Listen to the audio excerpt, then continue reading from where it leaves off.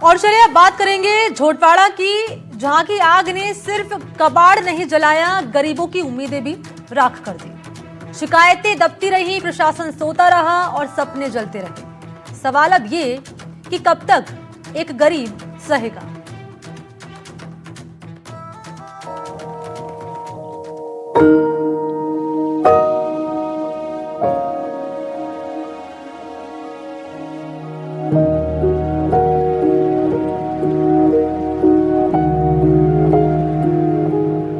झोटवाड़ा की चांदबड़ी इलाके में लगी आग ने प्रशासन की नींद और सिस्टम की पोल खोल दी है।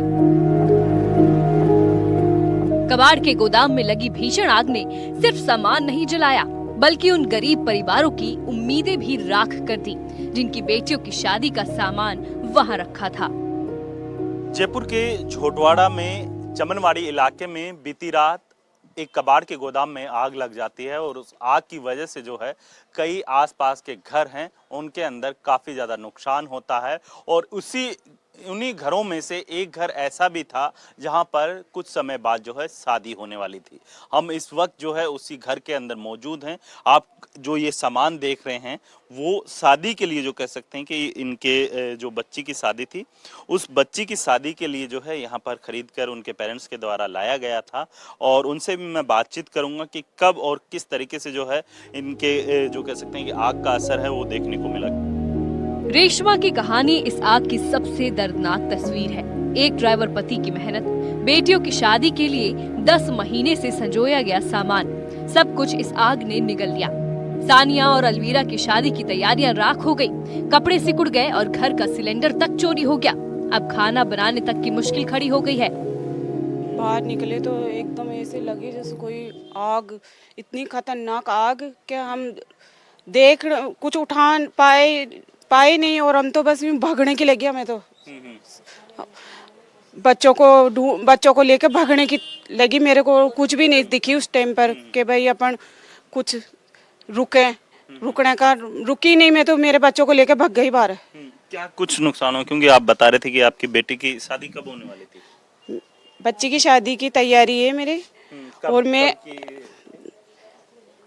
10 महीने है मेरी बच्ची की शादी की तैयारी के, और मैं ना तैयारी में ही लग रही हूँ।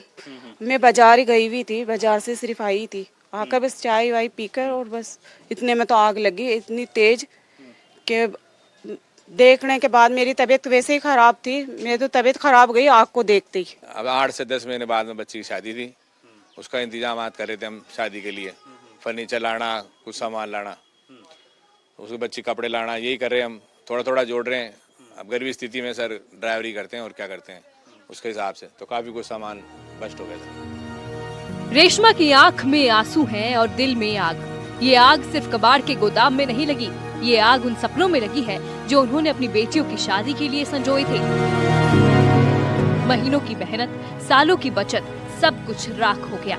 ये सिर्फ एक परिवार की त्रासदी नहीं है, ये उस प्रशासन की नाकामी है जिसने बार बार दी गई शिकायतों को दबा दिया। पूरा रिहायशी इलाका और उसके बीचों बीच जो है इस तरीके से कबाड़ का गोदाम लगाना कहीं ना कहीं इलीगल तो है। बिल्कुल इलीगल है, और हमने इसका विरोध भी किया था, और हमने कि इसके बारे में प्रशासन को भी सूचना भी दी, लेकिन कुल मिलाकर के प्रशासन की लापरवाही से ये काम हो रहा है। यहाँ पर और भी कई कबाड़ खाने हैं, और हमने ये कहा भी है उन लोगों को, प्रशासन अधिकारियों से भी कहा भी है कि भाई ये कबाड़ खाने हैं, एक हटने चाहिए। यहाँ पर कई जो प्रिंट मीडिया में भी ये न्यूज़ छपी कि भाई कबाड़ खाने झोटवाड़ा के अंदर काफ़ी हो रहे हैं, काफ़ी नुकसान हो सकता है, आग भी लग सकती है। कई बार सड़कों पे भी एक्सीडेंट इनके वजह से होता है, क्योंकि कई बार कचरा डाल देते हैं सड़कों पे भी। ये सिर्फ हादसा नहीं, ये प्रशासन की बेरुखी का नतीजा है।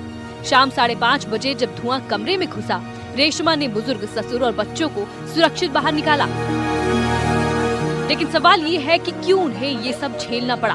क्यों रिहायशी इलाकों में ऐसे खतरनाक गोदामों को खुली छूट दी गई है? कबाड़ के इस अवैध गोदाम ने पूरे मोहल्ले को मौत के मुहाने पर लाकर खड़ा कर दिया। 15 घर खाली करवाने पड़े, मस्जिद का सामान जलकर राख हो गया और गरीब परिवारों की जिंदगी उजड़ गई। स्थानीय लोग कहते हैं कि शिकायतें दी गई, लेकिन हर बार फाइलों में दबा दी गई। ये सिर्फ लापरवाही नहीं, ये अपराध है। जब प्रशासन आंखें मूंद ले तो आग सिर्फ गोदाम में नहीं लगती, आग लगती है जनता के भरोसे में। देखिए, सरकार की सब कुछ निगाह में है और सरकार की निगाह में होते हुए सरकार आंखें बंद करके बैठती है जब इस तरह की स्थितियों का और परिस्थितियों का अपने को सामना करना पड़ता है। और उन परिस्थितियों में जो आम जनता है ना, जो यहाँ खड़े हुए हैं, आम जनता परेशान होती है। इस आम जनता की समस्या को देखते हुए सरकार को जागना चाहिए और सरकार को जाग के इस तरीके के उपाय करने चाहिए, कम से कम जो रहने वाले व्यक्ति हैं रियासी इलाकों में, उनके सामने कोई समस्याएं नहीं आए और वो व्यक्ति तो चैन से रह सकें। अब कल का इतना बड़ा हादसा हुआ है, ये तो ऊपर वाले का शुक्र है, ऊपर वाले ने बचाया, नहीं तो इतना बड़ा हादसा कि पता नहीं कोई जनहानि इतनी हो जाती कि जिनको संभालना मुश्किल पड़ जाता। लेकिन अभी भी प्रशासन के कोई जू नहीं रेंगी है।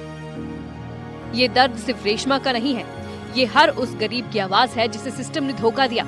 आज सवाल ये है कि कब तक गरीबों की मेहनत और उम्मीदें राख होती रहेंगी, कब तक प्रशासन सिर्फ लीपापोती करता रहेगा, कब तक अवैध गोदामों को ऐसे ही संरक्षण मिलता रहेगा। मेरा तो यही कहना है कि ये जो कबाड़ी का जो काम है, ये भी इस आबादी वाले क्षेत्र में ऐसा इतना बड़ा सबसे बड़ा कारण और अहम कारण ये सबसे बड़ी, और ये रोड का भी है काफी।